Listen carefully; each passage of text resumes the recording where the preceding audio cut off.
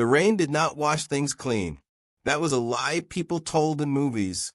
Out here on the edge of the Olympic Peninsula, the rain was a heavy, gray curtain that soaked into the marrow of your bones and made everything heavy.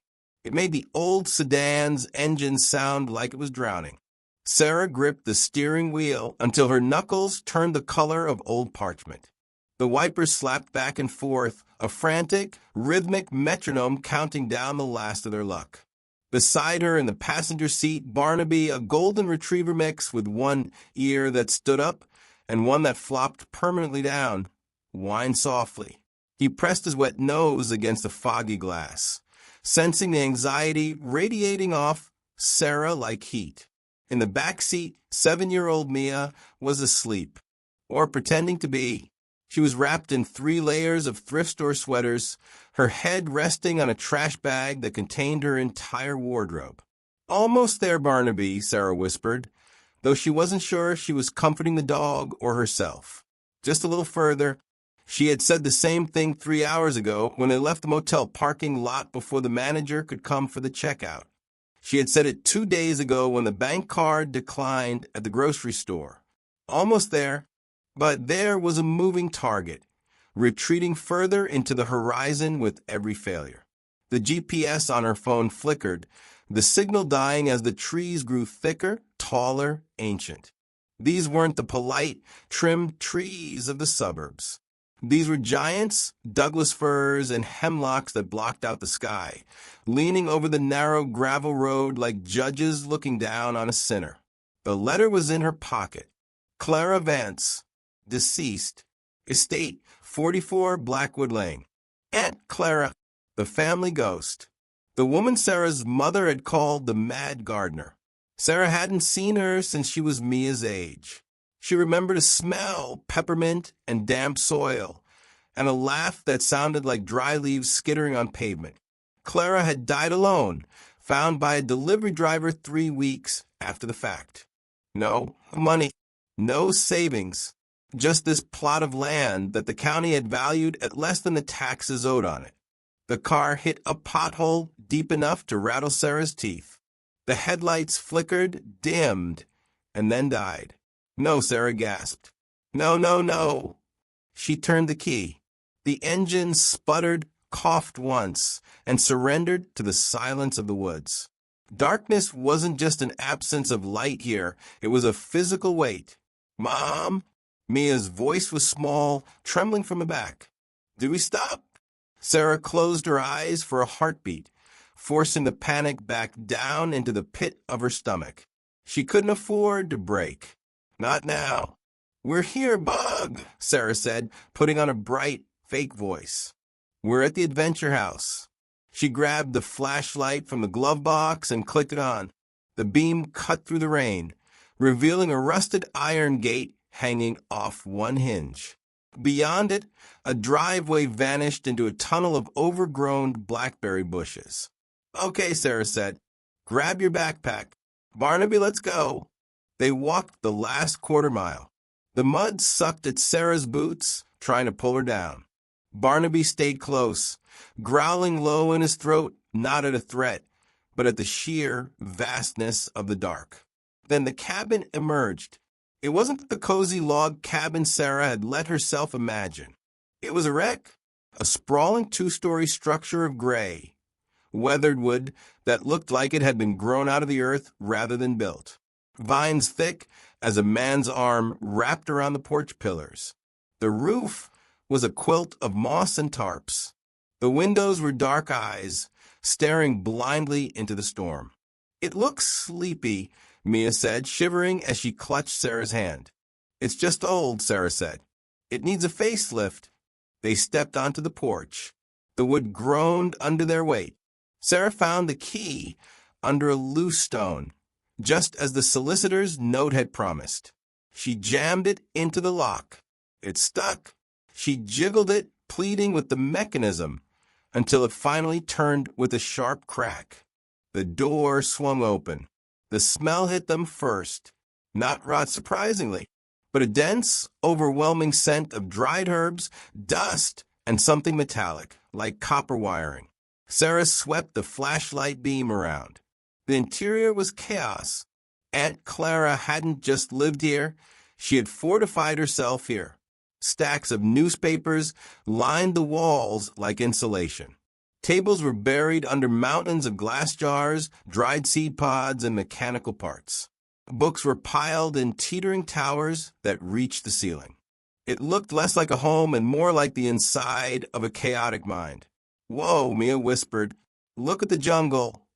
In the center of the living room, a massive ficus tree was growing straight through a hole in the floorboards, its branches twisting up towards skylight that was black with grime.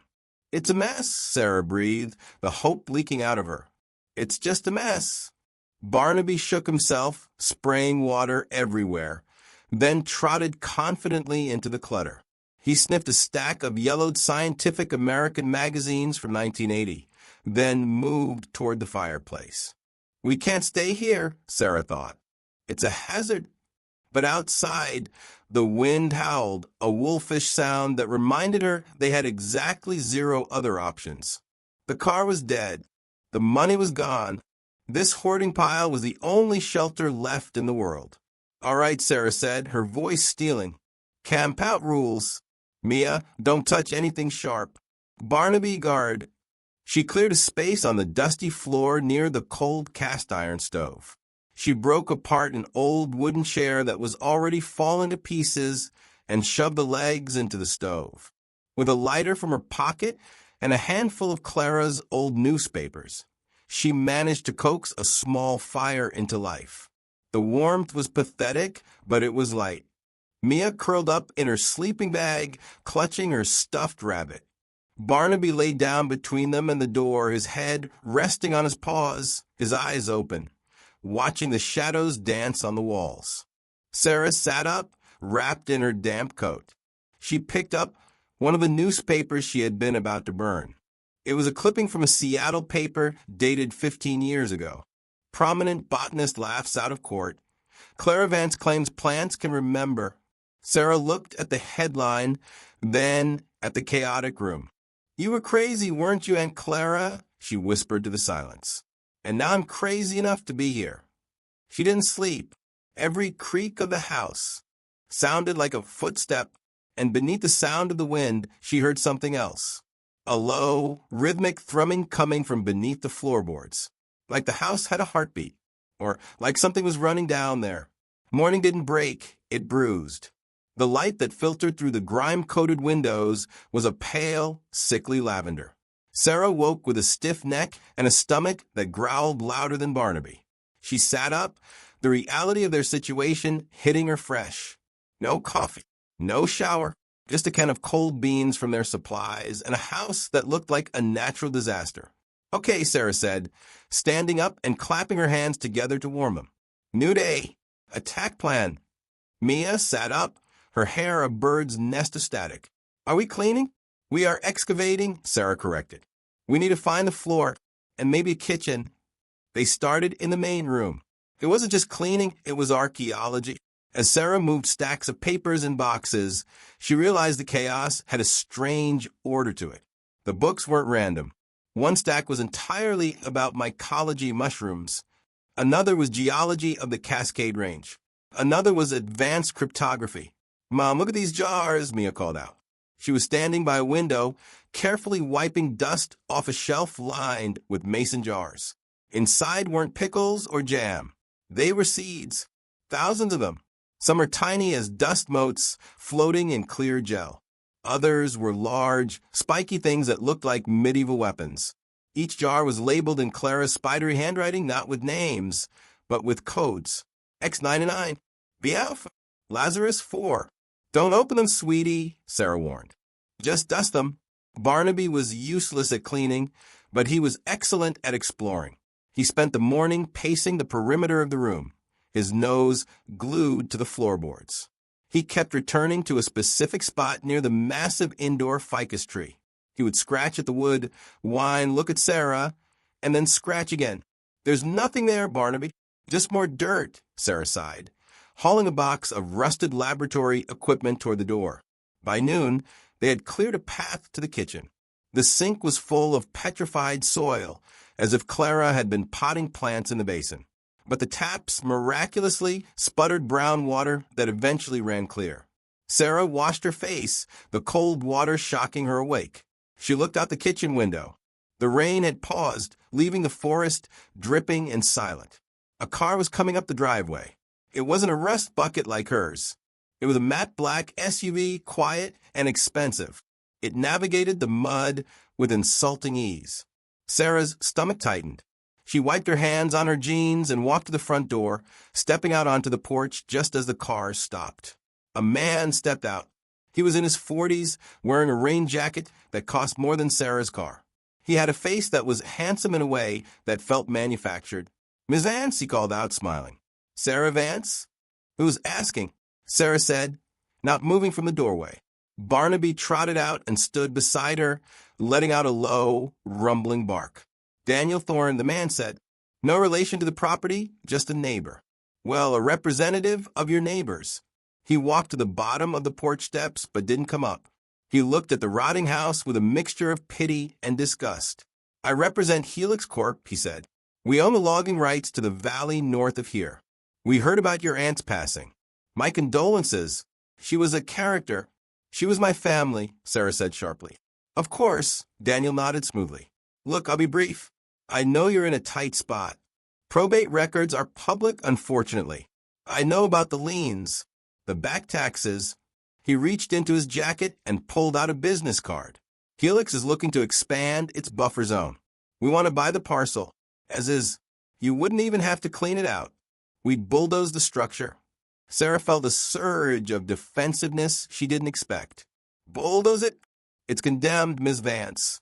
It's a safety hazard. We're offering $50,000. Cash. Wiring to your account by tomorrow. $50,000. The number hung in the damp air. It was freedom. It was an apartment in the city. It was new clothes for Mia. It was a restart. Sarah looked at the card. Daniel Thorne, Senior Acquisitions. "Why?" Sarah asked. "It's 5 acres of swamp and a rotting shack."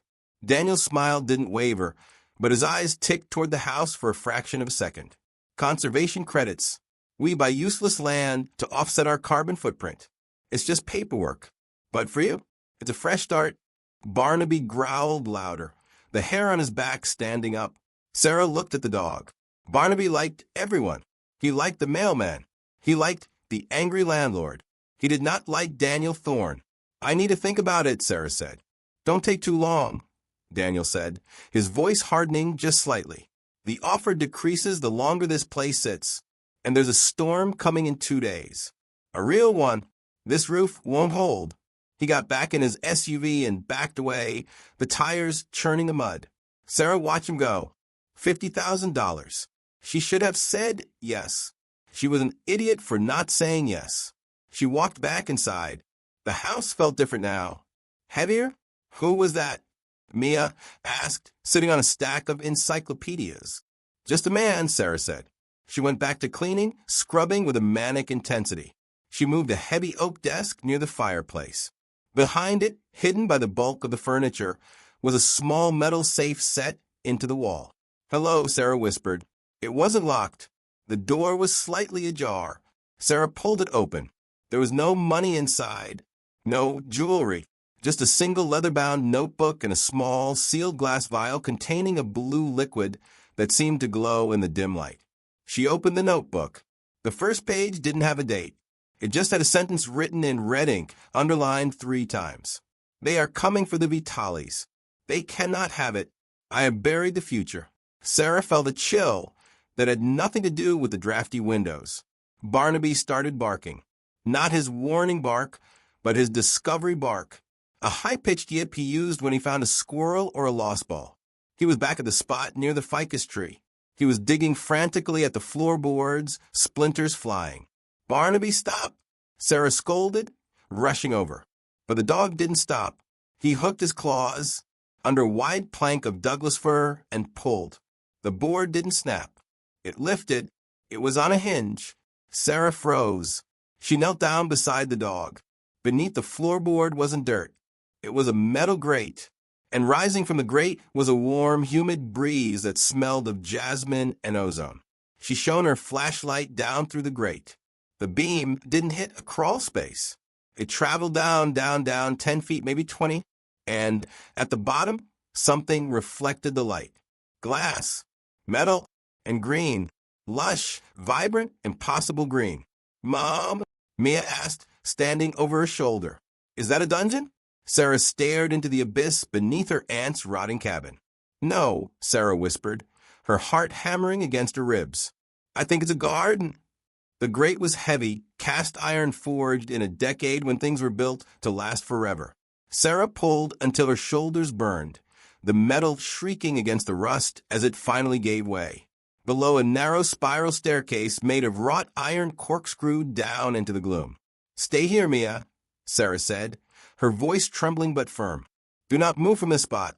"But Barnaby's going," Mia protested, pointing. The dog was already 3 steps down, his tail wagging with a slow, hypnotic rhythm. He looked back at Sarah, letting out a soft woof that echoed strangely in the shaft. "Okay," Sarah exhaled. "Okay." She grabbed the heavy flashlight and descended. The air changed instantly. The smell of dust and old wood vanished, replaced by a thick, humid warmth. It smelled like a rainforest after storm, rich, loamy, and sweet. At the bottom of the stairs, Sarah swept the light around, and her breath hitched in her throat. It wasn't a basement. It was a cathedral of glass and stone, carved out of the earth itself. The walls were lined with geothermal pipes that hummed with heat, keeping this subterranean pocket tropical despite the freezing rain above. But it was the plants that stole the logic from the room. They were growing in long, terraced rows under banks of UV lights that were currently dark. But the plants didn't need the bulbs. They were glowing. Faint, bioluminescent veins pulsed in the leaves of ferns that looked prehistoric. Orchids the size of dinner plates drooped from hanging baskets, their petals shimmering with a soft, blue iridescence. "Impossible," Sarah whispered. She reached out to touch a leaf. It felt warm, like skin. She walked deeper into the room. In the center stood a drafting table, pristine and organized, a stark contrast to the chaos upstairs.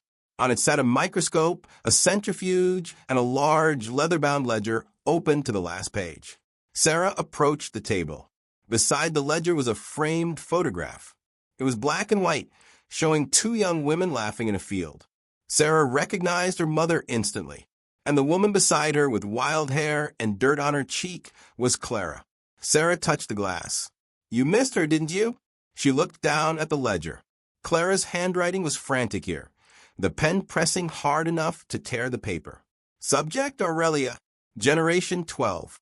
Success. The bonding agent holds. It doesn't just repair cellular damage, it reverses it. The neurodegenerative markers in the test samples are gone." Huh. "We didn't just slow the disease. We stopped it." Sarah read the words again. Her mother had died of early-onset Alzheimer's. It had been a slow, cruel erasing of a brilliant woman. Clara hadn't been hiding in the woods to escape the world. She had been hiding to save the people she loved. "She did it," Sarah whispered, tears pricking her eyes. She actually did it. Barnaby nudged her leg. He had found something under the table. A metal briefcase with the logo of Ethelgard Biotics, the parent company of Helix Corp, stamped on the side. But someone had taken a knife and scratched a violently deep X over the logo. Sarah hauled the case onto the table and popped the latches. Inside were legal documents, not deeds, but cease and desist orders. Threat letters. "Mrs. Vance, your employment contract stipulates that any intellectual property created during your tenure belongs to Ethelgard. Return the samples. Consequences will be severe." The letter was dated 10 years ago. She stole her work back, Sarah realized. They wanted to own the cure. She wanted to give it away. A noise from upstairs froze her blood. Thump. It came from the front porch. Heavy boots on wet wood. "Mia!" Sarah hissed, panic seizing her chest. She scrambled back to the spiral stairs. "Mia, be quiet," she whispered up the shaft. "Mom!" Mia's voice drifted down, small and terrified. "There's a man at the window." Sarah flew up the stairs, ignoring the burning in her legs. She burst out of the floor hatch just as a fist hammered on the front door. Bam! Bam! Bam! Ms. Vance. It was Daniel Thorne's voice, but the smooth corporate veneer was gone. He sounded impatient, aggressive. Open the door. We need to check the structural integrity before the storm hits. For your safety.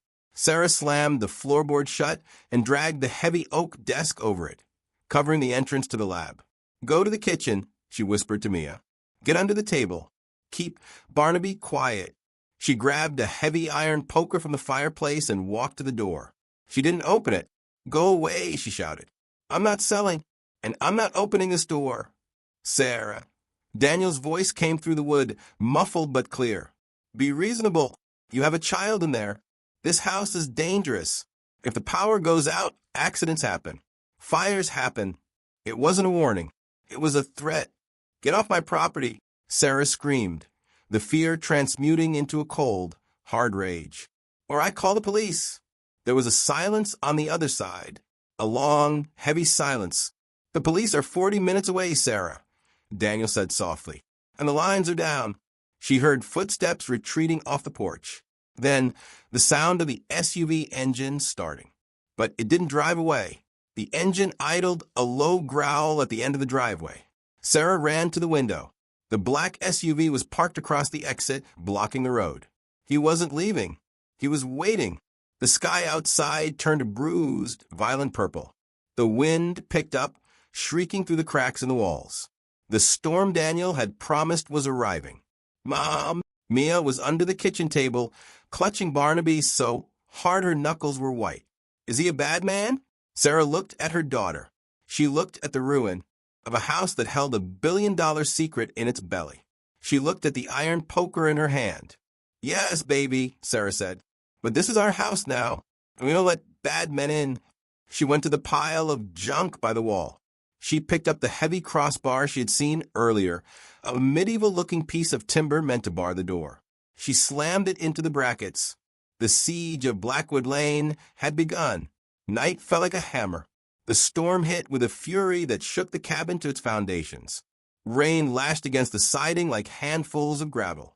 The wind howled down the chimney, blowing ash into the room. Sarah moved through the dark house like a ghost. She had extinguished the fire to avoid drawing attention, lighting only a single kerosene lantern she'd found in the pantry. She was fortifying. She pushed a heavy bookshelf against the side window. She wedged a chair under the handle of the back door. Every piece of Clara's hoarding became a resource. The stacks of newspapers were insulation. The heavy boxes of machine parts were barricades. Barnaby paced the room, a low growl rumbling in his chest that never stopped. He stopped at the window, facing the driveway, his hackles raised. What is it, boy? Sarah whispered, crouching beside him. She peered through a crack in the boarded-up window. The SUV's headlights were off, but she could see the silhouette of the vehicle. And then a flicker of light. A lighter. Two figures were walking toward the house. They were dressed in dark rain gear, moving with the efficient, predatory grace of men who did this for a living. They weren't coming to knock this time. Mia, Sarah said, her voice steady.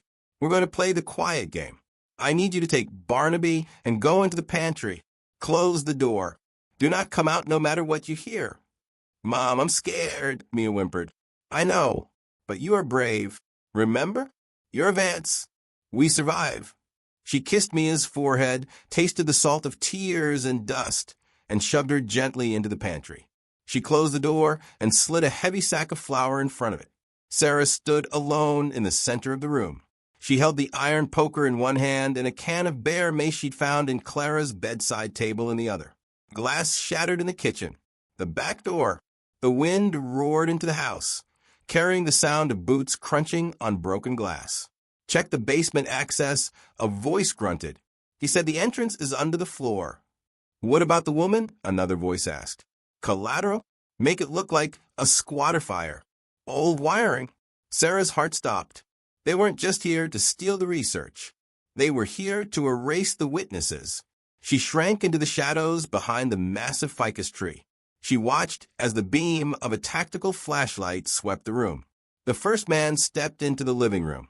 He was huge, filling the doorway. He held a crowbar. Sarah waited. She thought of the research downstairs.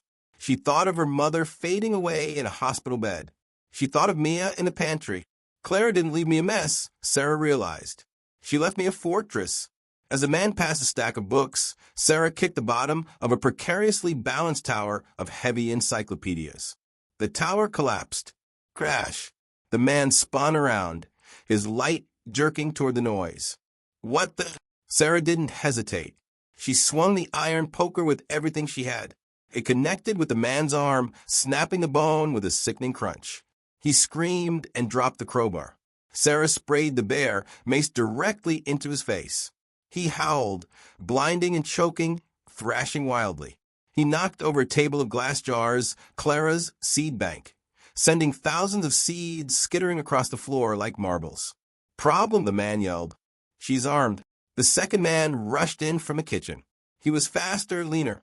He saw Sarah and lunged. She scrambled back, slipping on the seeds. He grabbed her ankle. Got you, he snarled. Sarah kicked, her boot connecting with his jaw. But he didn't let go. He dragged her across the rough floorboards. Barnaby, Sarah screamed. The pantry door exploded outward. The sack of flour toppled over, exploding in a white cloud. Through the dust, a golden blur launched itself into the room. Barnaby didn't bark. He bit. He slammed into the second man's chest, jaws locking onto the forearm that held a knife. The man shouted in shock, releasing Sarah to fight off the 80 pounds of fur and teeth. Sarah scrambled to her feet. She grabbed a heavy glass jug of rubbing alcohol from a shelf and hurled it at the first man, who was stumbling blindly toward her. The glass shattered, soaking him. Get out, Sarah screamed. Get out or I burn it all down. She held up the lighter. The first man froze, blinded, coughing, smelling the fumes on his clothes. The second man threw Barnaby off, but the dog stood his ground between the men and Mia's hiding spot, teeth bared, looking like a demon wolf in the flickering light. Pull back, the second man hissed, clutching his bleeding arm. The gas. It'll blow.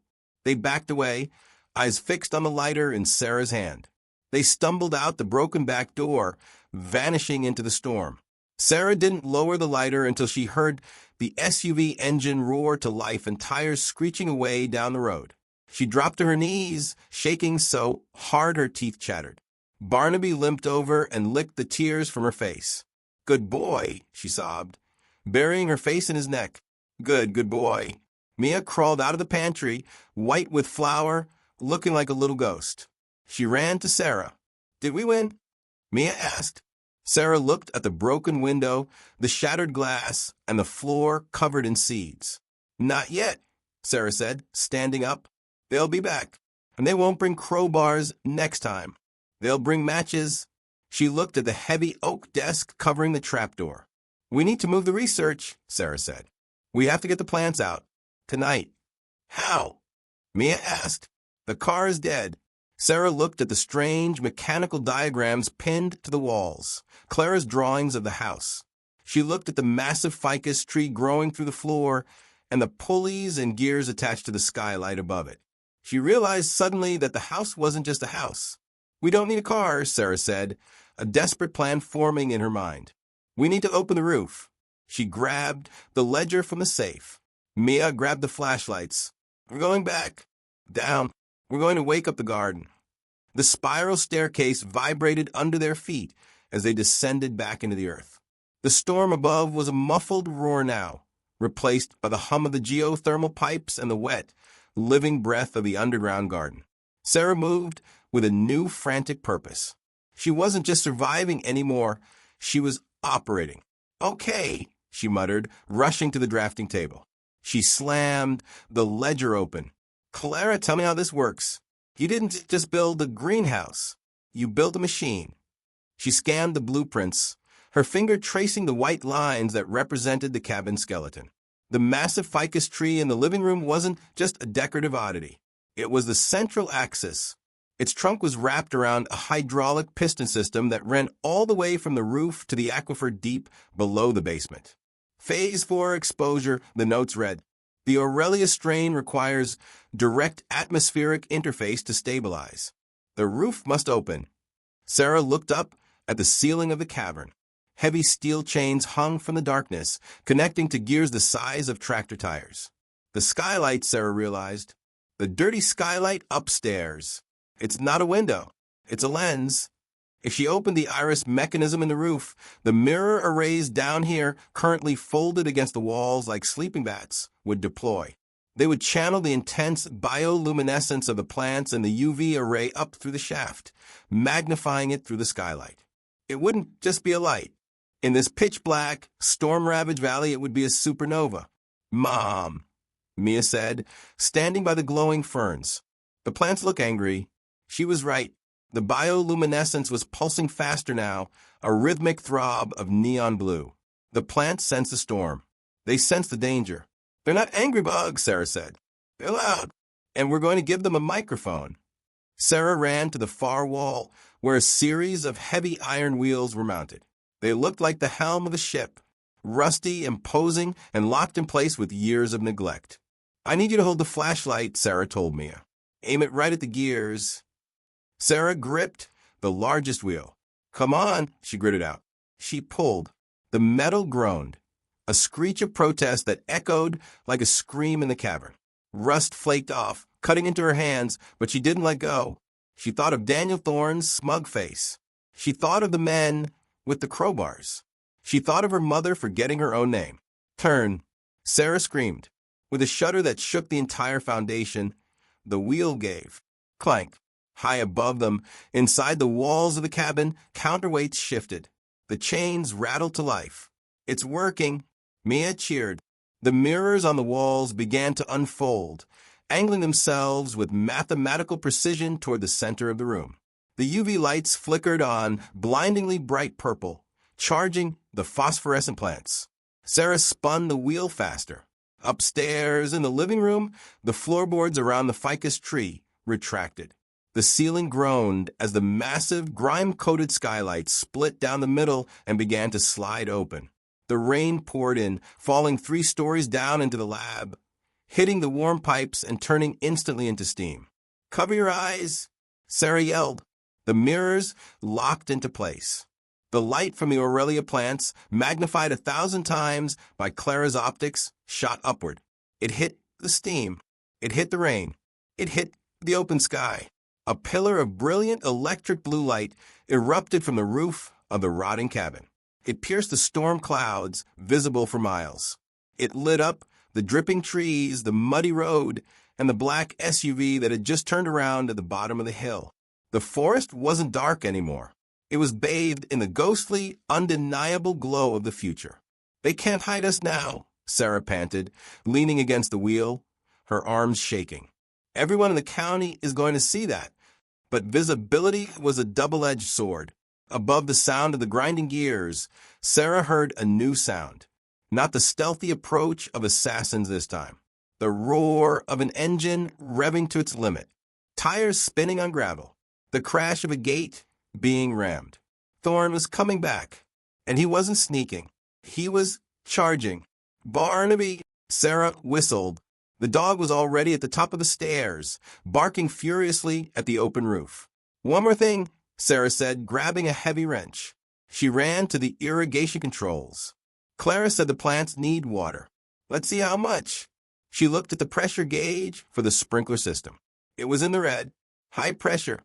"Mia, stay down here," Sarah ordered. "I mean it. Do not come up until I say the magic word." "What's the magic word?" Mia asked, eyes wide. "Safe," Sarah said. She grabbed the fire poker again and ran up the spiral stairs into the blinding blue light of the living room. The living room was a surreal nightmare.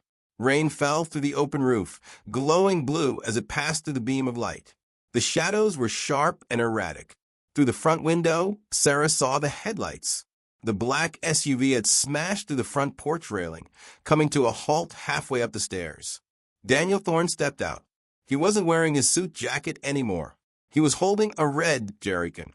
Behind him, the 2 men from before limped into the light. One had his arm in a sling. The other was clutching a flare gun.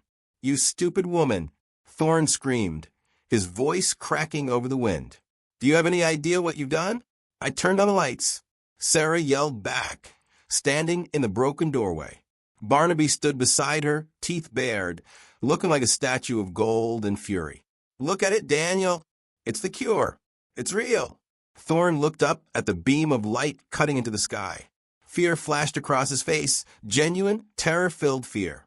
"It's unauthorized genetic modification." Thorne yelled, "It's a contagion, and I am containing it." He uncapped the jerrycan and splashed gasoline onto the wooden siding of the porch. The smell was sharp, cutting through the scent of ozone and rain. "Burn it," Thorne ordered the man with the flare gun. "Burn all. The rain won't stop the gas." "No," Sarah screamed. She raised the bare mace, but she was too far away. The man raised the flare gun. He didn't aim at Sarah. He aimed at the pool of gasoline soaking into the dry, rotting wood under the eaves. Pop! The flare hissed through the air, a streak of red phosphorus. It hit the wood. Whoosh! The fire didn't grow, it exploded. The gasoline caught instantly, sending a wall of orange flame racing up the front of the house. The heat was immediate, blistering. "Come on out, Sarah," Thorne yelled, backing away to the safety of the rain. "Bring the girl. We just want the house." The fire was climbing fast, feeding on 50 years of dry timber and hoarded paper. Smoke began to curl into the living room, thick and black. Sarah slammed the door shut and locked it, coughing. "Mom!" Mia screamed from the basement shaft. "It smells like smoke." "I know," Sarah yelled. "Stay down." She looked around frantically. The fire was blocking the front exit. The back door was nailed shut from her barricade. The windows were barred. They were trapped in a chimney. "Think," Sarah commanded herself. "Think like Clara." She looked at the ficus tree. She looked at the pipes running along the ceiling, the fire suppression system Clara had installed to protect her precious lab. But the controls were outside, on the porch, in the fire. "No," Sarah whispered. "Not outside. Inside." She remembered the valve she had seen in the kitchen, the one she thought was for the sink. It was painted red. Emergency deluge. Sarah ran to the kitchen. The smoke was getting thicker, stinging her eyes. Barnaby was barking at the flames, licking the window glass. She grabbed the red wheel under the sink. It was stuck. "Come on," she screamed, adrenaline flooding her veins. She braced her feet against the cabinets and pulled with both hands. Outside, the fire roared. The front wall was beginning to buckle. Thorne and his men were watching from the driveway, silhouettes against the orange inferno. "It's over," Thorne shouted. "Let it burn." Inside, the wheel turned. It spun freely. For a second, nothing happened. Then the house groaned. A deep, seismic shudder that came from a roof. The pipes running along the ceiling of the living room and the porch shuddered. Hiss! It wasn't a sprinkle. It was a deluge. High-pressure water from the underground aquifer, pumped by the hydraulic pressure of the mill system, blasted out of the hidden nozzles in the eaves and the ceiling. It hit the fire with the force of a fire hose. Steam exploded outward, a white cloud that enveloped the porch. The water was freezing cold, pumped from deep within the earth. It hammered against the burning wood, suffocating the flames, blasting the gasoline away. Sarah fell back against the refrigerator, wet and gasping, as the kitchen filled with mist. Outside, Thorne scrambled back as the blast of water hit him, knocking him into the mud. The fire hissed, spat, and died. The house was soaked, charred, and smoking. But it was standing, and the blue light was still beaming into the sky, brighter than ever through the steam. "It's not stopping," one of the mercenaries yelled, looking at the sky. "Boss, look!" Thorne looked up. He wasn't looking at the light. He was looking at what the light had summoned. Choppers, 2 of them, fast, low-flying, with searchlights sweeping the trees. And down the road, the flashing red and blue lights of police cars, dozens of them, snaking their way up the mountain. The beam of blue light had acted as a beacon not just for the neighbors, but for the Coast Guard, the Forest Service, and the state police. A mysterious, high-energy atmospheric event in the middle of a protected forest tended to draw attention.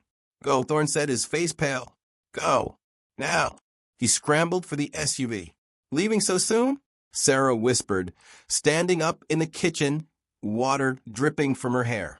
She walked to the broken window. "Hey," she screamed. "Hey, Daniel?"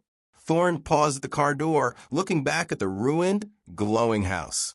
Sarah held up the ledger, the one she had grabbed from the basement. She pressed it against the glass. Even in the dark, the gold leaf on the cover caught the light. "I have the proof," she yelled. "I have the patents. It's all here." Thorne stared at her. He looked at the approaching helicopters. He looked at the ledger. He didn't say a word. He got in the car and floored it, reversing wildly down the muddy track, nearly colliding with the lead police cruiser that was just cresting the hill. Sarah watched as the police cars swarmed the driveway, officers spilling out with guns drawn, shouting orders. She slumped against the wall, sliding down until she hit the floor. Barnaby trotted over, wet and smelling of smoke, and rested his heavy head on her knee. "Safe," Sarah whispered. From the basement shaft, a small voice called out. "Mom, did you say the magic word?" Sarah closed her eyes, a smile breaking through the soot on her face. "Yes, baby," she croaked. "Safe." The lights from the police cruisers painted the wet trees in strobes of red and blue, a harsh, modern rhythm against the ancient stillness of the forest. Sarah sat on the back step of an ambulance, a thick wool blanket wrapped around her shoulders. Mia was asleep against her side, exhaustion finally winning out over fear. Barnaby sat at their feet, chewing happily on a piece of beef jerky a sympathetic paramedic had given him. He looked like a triumphant, muddy lion. A sheriff's deputy, a woman with kind eyes and a notebook that was getting soaked, stepped closer. "Ms. Vance," she asked softly, "we found Mr. Thorne's vehicle about 2 miles down the road. He spun out in the mud. He's in custody." Sarah nodded, the relief washing over her not like a wave, but like the slow receding of a flood. "And the men with him? They are talking. Fast," the deputy said. "Turns out arson and attempted murder carry a lot of weight, especially when the victim is guarding a federal patent." Sarah looked down at the ledger in her lap. It was singed at the corners, damp and smelling of smoke. But the ink held. "It was not just a patent," Sarah whispered. "It was an apology." In the weeks that followed, the story of the lighthouse cabin didn't just stay local. It went global. The image of that blue beam piercing the storm became the cover of magazines. Lawyers came, but this time they were the good kind. They were environmental attorneys and patent specialists who looked at Clara's work with reverence. They explained to Sarah that the Aurelia strain wasn't just a plant, it was a biological miracle. The enzymes it produced were the key to halting the specific neural decay that had taken Sarah's mother. Ethelgard Biotics tried to sue, claiming ownership. But Clara had been paranoid, and she had been brilliant. The ledger proved she had developed the final strain after she left the company on her own land, with her own resources. The courts ruled in record time. The patent belonged to the estate. It belonged to Sarah. The settlement wasn't just get back on your feet money. It was change the world money. 6 months later, spring had come to the Olympic Peninsula, and for the first time, Sarah didn't dread the rain. She sat on the porch of the cabin, holding a mug of steaming tea. The house looked different now. The rot was gone, replaced by fresh cedar that smelled sharp and clean. The roof was repaired, though they had kept the skylight mechanism cleaned, oiled, and functional. The vines had been trimmed back, not removed, allowing the house to breathe while still holding onto the forest that embraced it. Mia ran across the yard, her boots splashing in puddles, chasing Barnaby, who was barking at a butterfly. She was wearing a new yellow raincoat, and her laughter was a sound that filled the clearing. Sarah looked at the driveway. A delivery truck was pulling away. It had just dropped off a crate of supplies for the lab. The underground garden wasn't a secret anymore. It was the Clara Vance Research Center. Sarah had hired a team of 3 botanists, young, eager outcasts like Clara had been, to maintain the Aurelia crop. They worked downstairs, treating the space like a church. Sarah stood up and walked into the living room. The ficus tree was still there, healthy and vibrant, its leaves dusting the ceiling. She walked to the mantel over the fireplace. There, next to the photo of her mother and Clara, was a new picture. It was Sarah, Mia, and Barnaby standing in the mud on that first terrible night, looking scared but together. She touched the frame. "We didn't sell Clara," she whispered. "We stayed." She went to the kitchen, where the old cast-iron stove was still warm. On the table lay a letter from the city, a confirmation of a donation Sarah had made. She had bought the old apartment building where she and Mia had been evicted from. It was being turned into transitional housing for families. No one would be locked out in the rain there. Not ever again. Sarah walked out the back door and down the path toward the river. The water wheel was turning, a slow, steady rhythm. Thrum, splash, thrum, splash. It was the heartbeat of the valley. Barnaby trotted over to her, nudging her hand. "You knew, didn't you?" Sarah asked, scratching him behind the ears. "You knew there was treasure under the dirt." Barnaby wagged his tail, looking out at the river with the wisdom of a creature that trusts its nose more than its eyes. Sarah took a deep breath.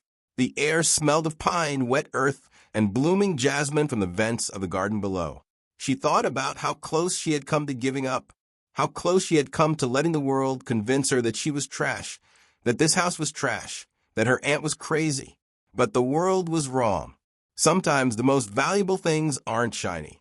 Sometimes they're buried under layers of grief and dust, waiting for someone desperate enough to dig and brave enough to stay when the storm hits.